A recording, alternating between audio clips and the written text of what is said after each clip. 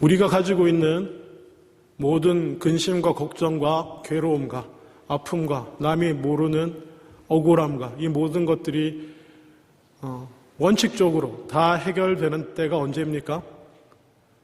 원칙적으로 우리가 이 땅에 살면서 우리를 힘들게 하고 어렵게 하는 모든 문제들이 다 해결되는 때가 언젠가요? 주님 다시 오시는 때인 줄 믿습니다. 하나님의 나라가 하늘로부터 이 땅에 임하는 때, 하나님의 나라가 완전히 이루어지는 그때가 아마 우리가 가진 모든 아픔들, 뭐 짜잘한 것이든 큰 것이든 그 모든 것이 바로 잡아지고 그래서 기쁨과 평안이 충만하게 되는 때가 되는 줄로 믿습니다. 그래서 여러분은 혹시 그 관심이 있을지 모르지만 많은 선교에 헌신하는 많은 분들이 마음을 사로잡았던 말씀이 있습니다. 그게 뭐냐 하면 마태복음 24장 14절에 예수님이 직접 이런 말씀을 하신 적이 있습니다. 이 천국 복음이 모든 민족에게 증언되기 위하여 온 세상에 전파되리니 그제야 끝이 오리라. 이 세상의 끝을 보기를 원하셨던 많은 분들이 이 말씀을 붙들고 나아갔습니다. 여러분은 세상의 끝을 보고 싶으세요? 아니면 개똥밭에 굴러도 여기가 좋으셔서 여러분은 어느 쪽인지 저는 잘 모르겠습니다만은 온갖 세상의 아픔과 어두움과 불의와 이런 것들을 보고 마음 아파했던 많은 분들이 예수님의 말씀을 쫓아서 주님 언제 오십니까? 이 천국 복음이 모든 민족에게 증언되기 위해 온 세상에 퍼지면 그때 끝이 올 거다라는 말씀을 붙들고 많은 분들이 선교에 나아가셨고요. 그리고 실제로 세계 교회 차원에서 이른바 이렇게 미개척 미전도 종족 선교라고 해서 1989년에 세계 교회 대회 로잔 마닐라 대회 이후에 세계 선교의 어떤 한 방향성으로서 달려왔습니다. 저도 선교단체에서 일했지만 그때 그러면서 이제 이게 예수님의 말씀이 모든 민족이라고 그랬어요.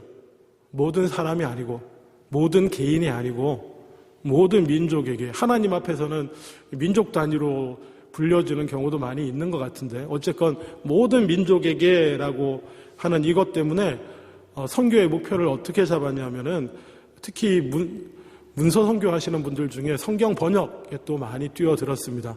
왜냐하면 민족은 어떻게 나뉩니까? 민족의 가장 기본적인 단위는 혈통 아닙니다. 우리 한민족도 한번 보세요. 혈통으로 나뉘어지는 민족이 아니고요. 민족은 언어로 나뉩니다. 언어를 공유하면서 그 언어로 인해서 생기는 같은 문화를 공유하면 그게 기본적으로 민족 개념이 성립이 되는 건데 그래서 많은 성경 번역 선교사님들이 조사를 했어요. 자기 말로 된 성경을 가지고 있지 않은 민족이 얼마나 되나. 그래서 복음을 듣지 못한 복음을 자기 말로 이 예수 그리스도의 구원의 복음을 듣지 못한 민족이 얼마나 되나라고 그때 조사를 다 했습니다. 조사를 다 했는데 2000년 지금부터 19년 전이죠. 2000년에는 미접촉 미전도 종족이 3000개였습니다. 이 브라질 삼림 이런 데 들어가면 막 조그만 부족들도 말이 다르고 막 그렇잖아요. 그런 거 다 계산하는 거예요. 3000 놀라셨죠? 복음은 온 세계에 거의 다 전파된 거 아닌가라고 생각했지만 사실 2000년도 지금부터 19년 전만 해도 복음을 자기네라 말로 복음을 들어보지 못한 민족들이 3000개의 민족, 3000개 언어 그룹이 있었습니다. 최근에 제가 올해 새해 첫날 뒤져봤습니다. 올해 이제 어떻게 됐을까? 이거는 2019년까지 통계입니다. 2019년 3000개였던 미접촉 미전도 종족이 260개로 줄었습니다. 19년 사이에 대단하지 않습니까? 3000개였는데 이제 260개 남았어요.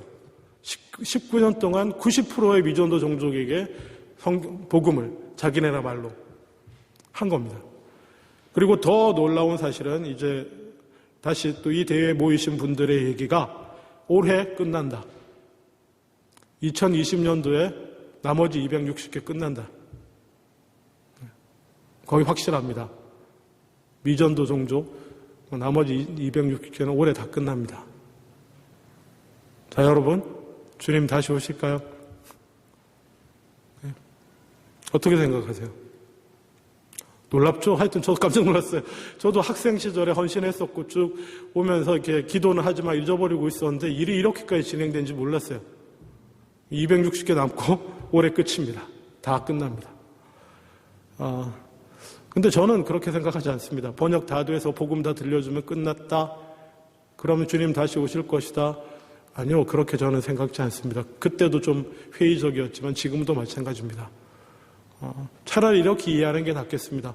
복음이 일단 다 전해지고, 그리고 그곳에 복음이 자기네 말로 다 전해진 그곳에서 복음을 듣고 구원받아야 할 자들이 다 구원받으면 주님, 그때 주님 마음 편하게 다시 오실 줄로 믿습니다. 동의 안 하시는 듯 보이지만 저는 그렇게 믿습니다. 그래서 굳이 이 캐나다 시골에 있는 목사로서 나름 시각을 정리하자면 어떤 의미에서 선교적 차원에서 확장의 시대는 끝났습니다. 복음이 닿지 않는 곳 구석구석을 찾아서 끝났다라고 감히 제가 선언한다고 끝나는 것도 아니지만 어쨌든 한 20년 전에 이 일을 위해 기도하고 헌신했던 사람 중에 한 명으로서 복음을 모르는 자기 나라 말로 듣지 못한 민족들에게 나아가는 것은 아마 이 계획대로 하면 올해 다 끝납니다. 올해 모든 언어 그룹에 복음이 들어갈 겁니다. 근데 이제부터 확장은 끝났고 이제는 뭔가요? 그곳에 교회가 세워지고 이제는 뭐라 그럴까요? 내실이라고 그럴까? 복음이 깊이 있게 사람들에게 다가가서 마땅히 구원받아야 할 사람들이 다 구원받아야 되는 그런 역사가 시작돼야 되는 해가 아마 올해 2020년이지 않겠나라는 생각이 듭니다. 여러분, 저희는 어쨌든 누가 뭐래도 저희는 이민교회입니다. 캐나다 이민자 중심의 교회고 그런 의미에서 우리는 우리말로 된 복음을 거의 옛날에 다 받아들였습니다. 그러면 우리 한국어를 쓰는 한민족 가운데는 구원받아야 할 백성이 이제 없습니까? 그렇지 않다고 생각합니다. 이제부터죠. 이제부터. 세계적으로 이제 다 들어가요. 이제 복음 다 들어갔고 이제는 각자 처한 곳에서 각자 교회가 내실 있게 주변에 하나님이 찾으시는 그의 백성들, 잃어버린 백성들을 찾아서 나아가야 되는 때가 되지 않았나라는 생각이 듭니다.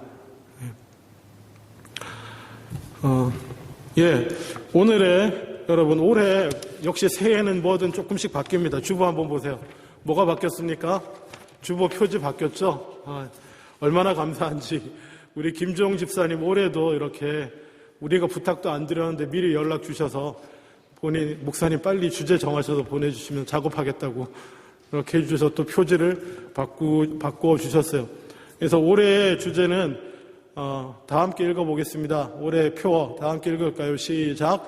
우리 안에 임하는 하나님의 나라.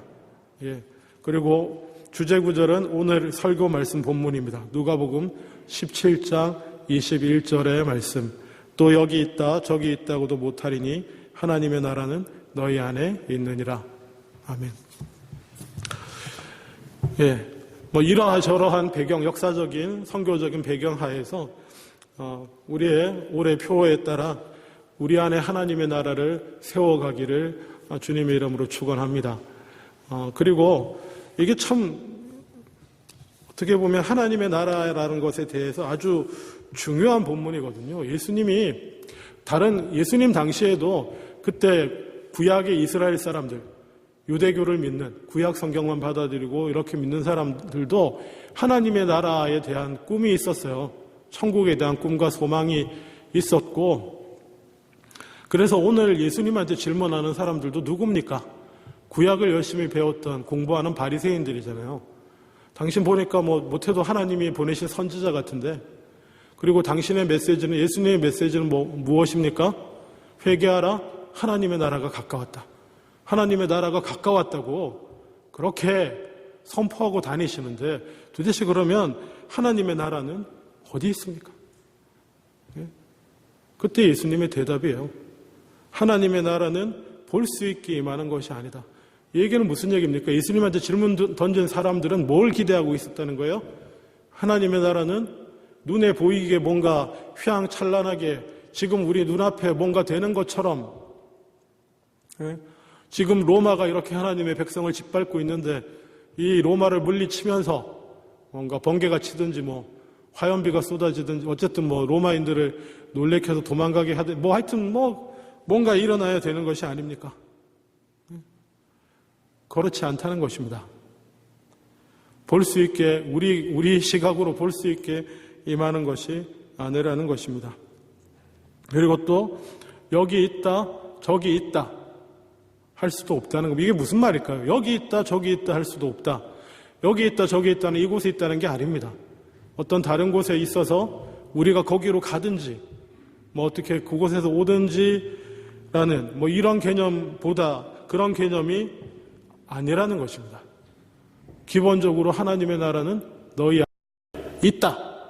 물론 이제 뒤에 다른 여러 성경 본문과 예수님의 말씀을 합쳐서 생각하면 하나님의 나라는 너희 안에 그냥 있다라는 표현보다는 하나님의 나라는 너희 안에 시작됐다. 이렇게 하는 게 제일 이해하기 쉬울 겁니다. 하나님의 나라는 눈에 보이는 것으로 임하는 것도 아니고 여기 있다 저기 있다고 할 수도 없고 하나님의 나라는 이미 너희 안에 시작되고 있다. 라는 게 아주 제일 좋은 번역일 거라고 생각이 듭니다. 그래서 제가 언젠가 말씀드렸죠. 하나님의 나라는 여기 있다 저기 있다가 아니고 하나님의 나라는 우리 안에 있습니다. 여러분 안에 있습니다. 이 말씀이 어떤 분에게는 엄청 은혜롭게 다가옵니다. 제가 맨날 얘기 드렸지만 옛날 청년 전도사 시절 목욕탕에 한 할아버지 얘기했었죠. 기억나시죠? 이렇게 여보게 하나님의 나라는 사람 마음에 있는 거야. 이러면서 내 마음이 평안하면 되고 그러면 하나님의 나라지 그거 아닙니다, 여러분. 오해하시면 안 돼요. 이게 우리 동서양의 문화권 안에서 뭔가 이렇게 주관적인 게 강한 부분들이 있습니다. 예를 들면 우리 한국에서 대표적으로 원효 스님, 원효 대사 이분 얘기 아시죠? 해골 이야기 아시죠? 당나라로 이렇게 복음이 아니고 불경을 공부를 받으러 가다가 잠들었는데 자다가 목이 말라서 머리맡에 있는 바가지에 물이 있어서 그걸 마셨다. 너무 시원하게 잘 마시고는 잤어요. 그리고 아침에 일어나 보니까 자기들이 잔 곳은 무덤 속이었고 자기들이 마신 그 바가지는 사람의 해골이었다는 것입니다. 그거 보면 어떻게 돼요? 막 토하고 막 그랬다는 거예요. 그러면서 깨달음을 얻었다. 당나라까지 갈 필요도 없다. 나는 깨달았노라. 모든 건 마음에 달렸다. 이 유명한 건데 일체 유심조라 이렇게 해가지고 모든 건 마음에 달렸다. 멋있지 않습니까? 이게 그 동양 특별히 한국 사람들 마음속에 유유히 한 흐름으로 흐르고 있습니다. 마음 먹게 달렸지. 마음 먹게 달렸지. 믿습니까? 마음 먹게 달렸으니까? 네? 근데 동양만 이런 것도 아닙니다. 서양에도 이런 흐름들이 있어요. 그리고 대표적으로 그 심리학자 중에 아마 빅터 프랑클, 제가 가끔 잘 인용하는 빅터 프랑클이라는 사람이 있습니다. 독일에 살던 분인데 그 혈통적으로 유대인이에요. 그래가지고 이 양반이 2차 대전 때 잡혀서 그 유대인 수용소에 갑니다. 그곳에서 2차 대전 기간 내내 죽을 고비를 몇 번씩 넘기는데 심리학자답게 이분이 그곳에서 살아나서 죽음의 수용소에서라고 하는 한국말로도 번역된 책이 있습니다.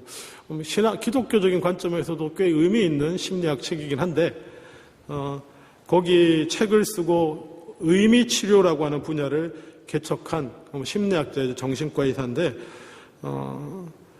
빅터 프랑클의 주장은 이렇습니다. 아무리 힘들고 어려운 일이 닥쳐도 어려운 일을 겪어도 그 고난의 의미를 알면 고난을 견디는 것이 그렇게 어렵지 않다.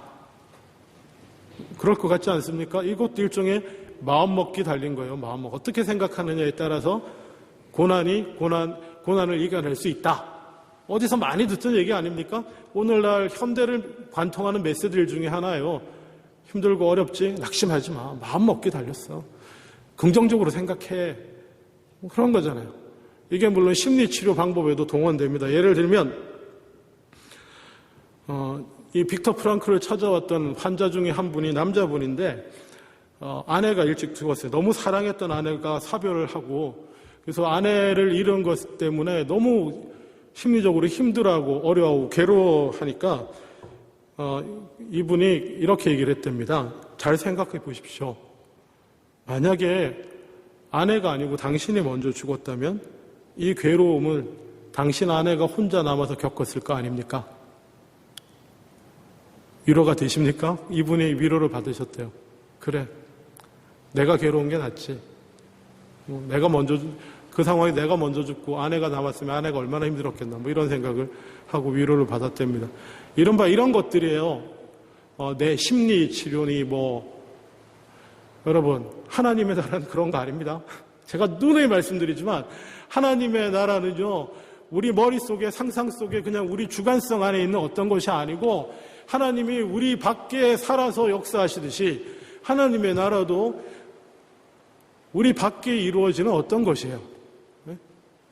일일이 다 설명하기 힘들지만 우리 안에 임하시는 하나님의 나라도 물론 내 마음속에도 해당되지만 그야말로 저와 여러분들 사이 안에 이루어지는 어떤 객관적인 실체가 있는 어떤 것입니다. 오해하지 마십시오.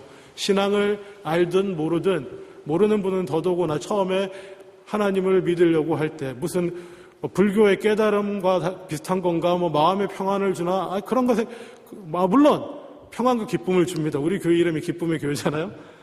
저도 기쁜 게 좋습니다.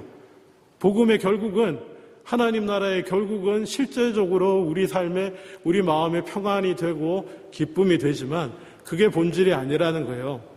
평안과 기쁨만이 우리 하나님 나라의 본질은 아니라는 것입니다. 그러면 하나님 나라는 실제로 어떤 것인가? 올해의 표어가 우리 안에 임하는 하나님의 나라인데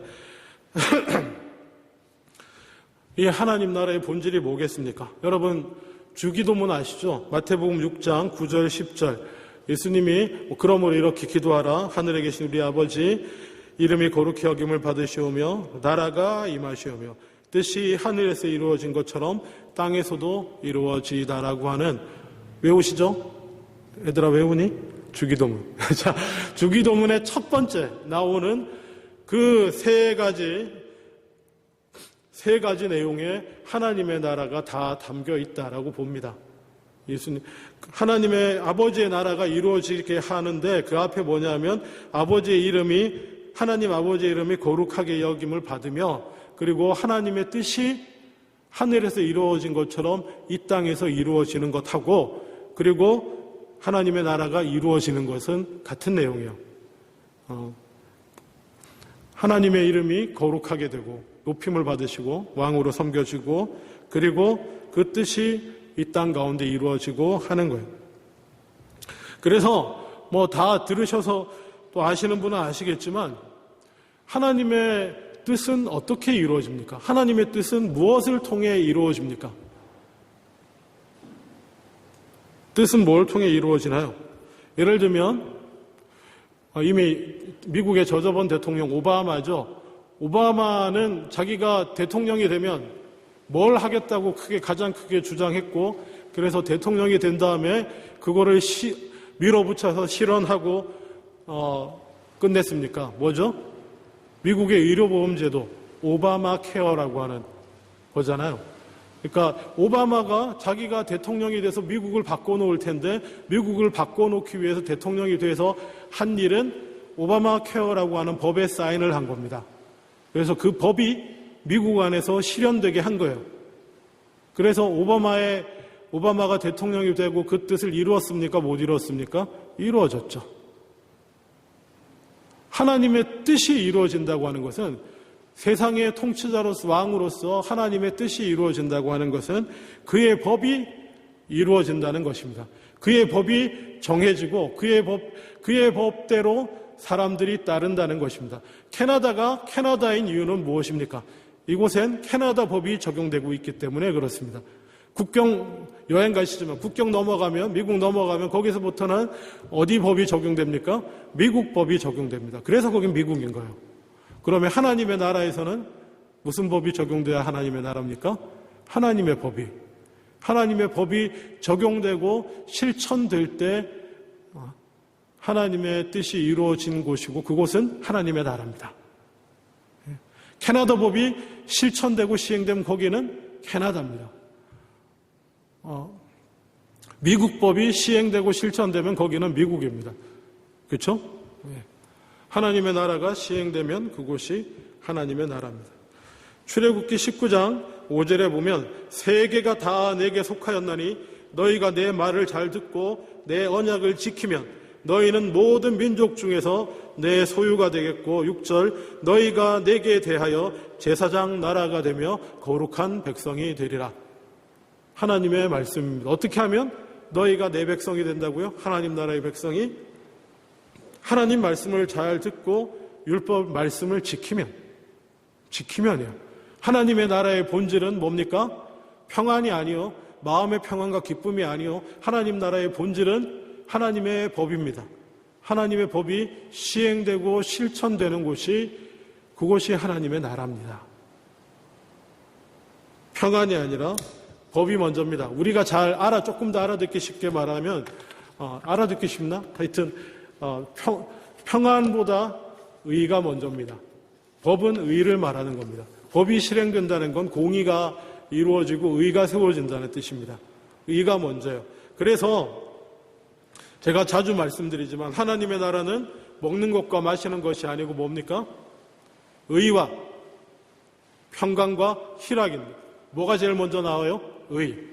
하나님의 법이 실행되지 않는 곳에 만약에 그래도 평강이 있을 수 있습니다. 평강이 있을 수가 있어요. 그렇죠? 진정제를 맞거나 평안할 수 있죠. 밖에 내 바깥에 실제적으로 해결된 문제 하나도 없어서 걱정과 근심이 있지만 불의가 있고 억울한 일이 있고 그래서 힘들고 괴로운데 벗어날 수 있는 방법이 있습니다. 평강과 희락을 얻을 수 있습니다. 뭐 하면 됩니까? 저는 거기까지 안 마셔봐서 모르는데 어떤 분은 술 마시면 평안하시대요. 그렇죠? 그런데 술이 안 되면 약을 먹든지 뭘 맞겠죠. 그럴 수 있습니다. 그렇지만 그것은 뭡니까? 본질적인 해결이 된 게 아닙니다. 본질적인 해결은 뭡니까? 의가 세워져야 됩니다. 공의가 집행되고 세상 법만 제대로 돌아가도 사람들은 많이 행복해질 텐데 많이 평안을 누리고 억울함에서 벗어날 텐데 하나님의 법이 실행되는 것입니다. 그래서 하나님의 나라는 의로부터 시작하는 것입니다. 물론 이제 이 얘기하기 시작 복잡한데 예수 그리스도를 통해서 완성되는 의 다 얘기하겠지만 어쨌거나 오늘의 이것만 기억하세요. 하나님의 나라는 본질이 뭐다? 평강, 기쁨, 평안하니까가 아니에요. 하나님의 나라는 우리 가운데 하나님의 법이 뜻이 온전히 이루어지면 비로소 하나님의 나라는 우리 가운데 임하고 시작되는 것입니다. 그래서 예수님이 오늘 본문에 와서 사람들이 물었을 때 하나님의 나라는 여기 있다 저기 있다 이것도 아니고 하나님의 나라는 너희 가운데 시작되고 있어요. 시작되고 있다라고 하신 이유는 뭡니까? 너희 가운데 내가 왔고 예수님 뭐 하시는 거예요? 예수님이 하나님의 말씀을 가르치시잖아요. 예수님이 뭐예요?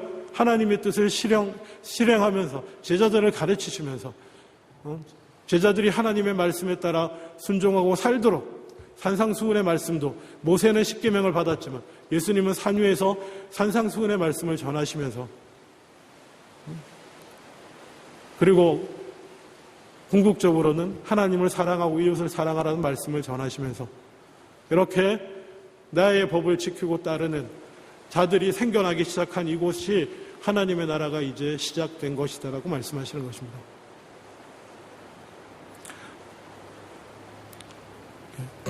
하나님의 나라의 첫 번째는 의입니다. 하나님의 법이 실행되는 것이라는 것 꼭 기억하시기 바랍니다. 예수님도 분명히 이렇게 말씀하셨어요.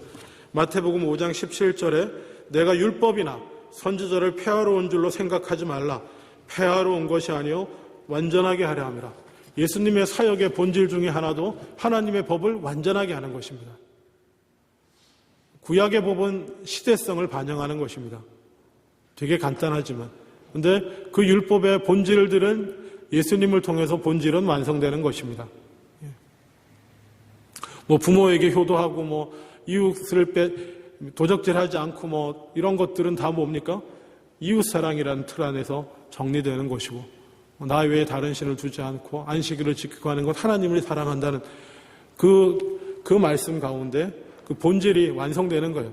예수님은 율법을 폐하러 온 것이 아니고 그 본질적인 측면에서 완성시키러 오신 분이고, 그래서 그분이 선포하시는 말씀을 따라 사는 사람들이 하나님의 백성이고, 그 백성들을 통해서 하나님의 법이 세워지고, 그러면 그곳이 하나님의 나라가 시작되는 것입니다. 이건 시작이에요.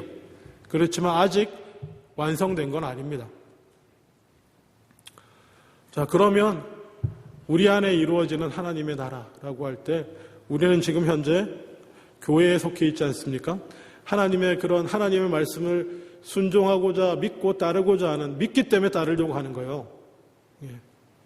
물론 믿지 않고도 그냥 여기 교회 다니면 이렇게 해야 된다더라 이렇게 해서 그러시는 분도 가끔 있겠지만, 바라기는 예수님을 믿기 때문에 예수님의 가르치시는 말씀이 진리고, 그렇다 그 사실을 믿고 하나님의 말씀을 따르시기를 바랍니다. 자, 하나님의 교회는, 그러면 교회는 뭔가? 교회는 어쩌면 이미 시작된 하나님의 나라와 그리고 완성될 하나님 나라의 중간에 존재하는 어떤 것입니다. 가운데. 지금부터 시작하는 건 아니고 이미 시작됐어요. 이미 시작돼서 어느 정도 하나님의 나라라고 하는 그 형체를 가지고 있지만, 그렇다고 완성된 겁니까? 아닙니까? 완성된 건 아니에요. 그래서 이제 신학적인 단어를 집어넣으면 이런 게 됩니다. 교회란 하나님의 나라를 드러내기 위한 종말론적인 공동체다. 뭔 말인지 그냥 마음에 새겨두세요. 교회는 하나님의 나라를 드러내는 곳입니다. 드러내는 곳. 그렇지만 종말론적이라는 건 뭡니까? 항상 마지막 날에 완성될 그 하나님의 나라를 바라보며 우리가 완성이라고 말하지 않습니다. 우리가 절대적인 거고 우리 교회가 하나님의 나라고 이렇게 말하면 그 교만한 겁니다. 교회는 다양하고 많아야 됩니다. 이건 저의 개인적인 믿음입니다. 왜냐? 하나님의 나라의 모습을 인간 교회 하나가 다 담아낼 수 없습니다. 그래서 각각 개성이라고 하면 그렇지만 각각 담아낼 수 있는 영역들이 다 다르고, 진리와 기쁨의 교회는 또 우리가 담아낼 하나님의 나라의 모습이 우리 안에 분명히 있을 겁니다. 우리가 하나님의 뜻을 순종하에 나아가겠지만, 나아가면서 하나님의 법을 우리 가운데 세워 나아가면서 우리가 할 수 있는 것들이 우리를 통해서 드러나는 실제적인 하나님의 나라의 모습이 있을 것입니다. 그리고 또 하나, 하나님은 세상 가운데 있습니다. 교회는 세상 가운데 있습니다. 마침내 마지막 날에는 온 세계가 하나님의 통치가 이루어지는 하나님의 나라가 되겠지만은, 지금은 그렇지 않습니다. 지금은 하나님의 법을 지키지 않는 사람들에게 둘러싸여 있는 곳이 교회입니다. 요즘 세상 소식을 들으시는지 모르겠지만 트럼프 대통령이 한 건 크게 일을 벌였습니다. 소식 들으셨는지 모르지만 지금 적대적인 관계를 유지하고 있는 이란의 최고 지휘 장군, 대통령 아니고 가장 군부에 영향력 있는 슬레이만이라고 하는 장군을 정밀 타격을 해서 암살했어요. 무인 비행기, 드론 비행기가 조용히 날아가서 장군이 있는 곳을 폭격을 해버렸어요. 이 소식 들으셨습니까, 여러분? 이제 들으셨나요? 1월 3일 날 일어난 일입니다. 지금 난리입니다. 우리는 감이 없는데 미국 청년들 난리 났어. 이거 3차 대전이 일어나는 거 아닌가? 우리 입대해야 되는 거 아니야? 이러고 있습니다. 뭐 어쨌거나 그 이전에 뭐 여러 가지 일들이 많이 있어요. 자, 이런 상황에서 이란과 그 미국은 좋은 비유는 아니지만 그냥 전쟁 관계에 비슷하게 적대적인 관계가 되고 있습니다. 어쨌든 한쪽이 한쪽을 눌러야 되는 그런 상황 가운데 이런 일이 벌어지면 자, 이란 사람들을 어디를 공격할 것 같습니까? 이란 사람들 복수하겠다 이렇게 나왔거든요, 지금. 복수하겠다. 1차 공격 목표가 어딜 것 같아요? 미 대사관. 네. 저는 교회는 이 죄악된 하나님을 대적하는 세상에 있는 하나님의 나라의 대사관인 줄 믿습니다. 하나님의 나라이기도 하고. 대사관이 있는 그 지역은 뭡니까? 미국 대사관이 있는 그곳은 뭐예요? 미국 영토예요. 왜냐? 그 안에서는 미국 법이 시행이 됩니다. 이란 한가운데 있는 미국 대사관은 이제 위험에 처했습니다. 안타깝게도. 베트남 영화 이런 거 봐도 막 그런 거 많이 있잖아요. 마지막에 막 대사관으로 다 도망가가지고 탈출하고 막 이러는. 저는 세상 가운데 있는 교회를 생각하면 그런 이미지가 가끔 떠올라요. 네? 세상은 하나님을 대적합니다. 세상은 하나님의 뜻을 받아들이기 싫어해요. 하나님의 말씀 따라 사는 것이 아니라 자기들의 생각, 자기들의 욕심을 쫓아서 세운 법들과 룰들을 이루고 따르고 살기를 원해서 하나님 받아들이고 거부하고 하나님을 대적합니다. 그러면 하나님을 대적하는 그 세상이 어디를 공격할 것 같습니까? 예, 이 땅 가운데 있는 하나님 나라의 한 조각, 하나님 나라의 대사관. 이 안에서는 하나님의 법이 시행되는 하나님의 나라, 교회를 공격하게 되는 것입니다. 하나님 나라의 깃발을 높이 들면 높이 들수록 교회는 아마 더 공격의 대상이 될 겁니다. 우리 없다, 미국 대사관이 우리 미국하고 상관없어, 깃발도 내리고 티도 안 나게 이러고 있으면 아마 공격 안 받겠죠. 지금 제가 트럼프를 지지하는 게 아닙니다. 세계 대전을 생각해보면 거의 자기 대선을 위해서 한 것 같은데 꼭 정치적인 발언을 제가 하려고 하는 게 아니고 그냥 비유입니다. 비유. 말하자면 그렇다는 거예요. 교회가 그렇습니다.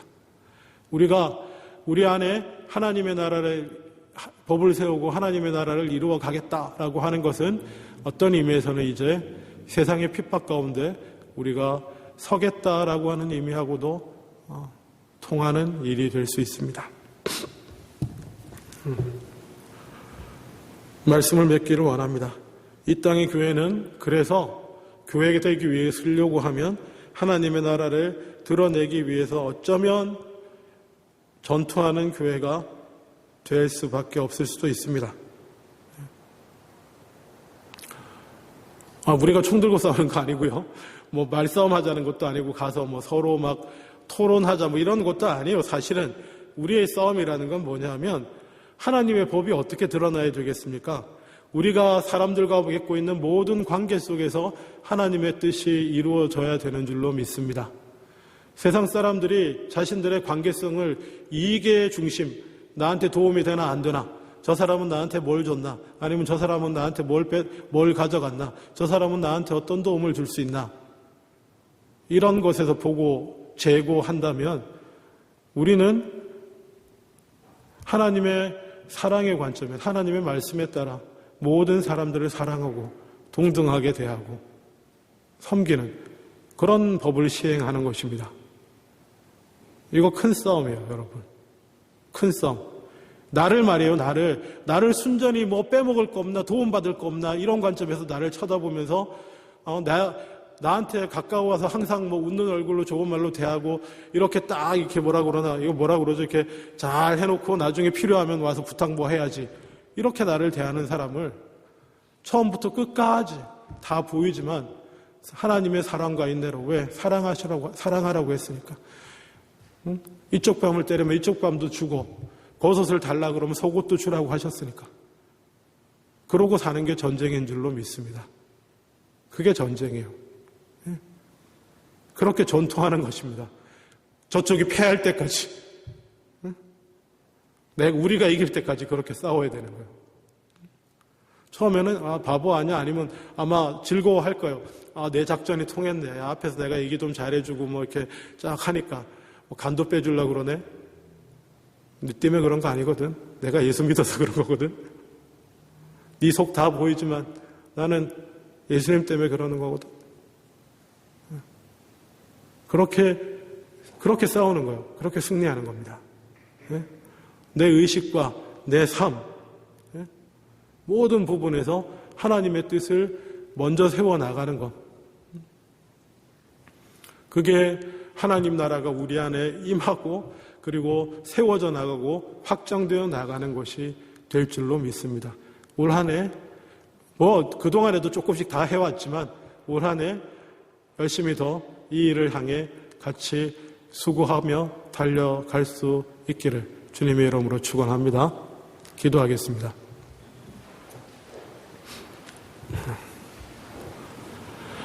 아버지 하나님, 감히 꿈꾸고 소망합니다. 하나님의 나라가 우리 안에 임하게 하여 주시옵소서. 하나님의 나라가 우리 안에서 확장되어 나아가게 하여 주시옵소서. 이 일에 감히 사용받고 쓰임받는 저희들이 다 되게 하여 주시옵소서. 감사드리고 예수님 이름으로 기도합니다. 아멘.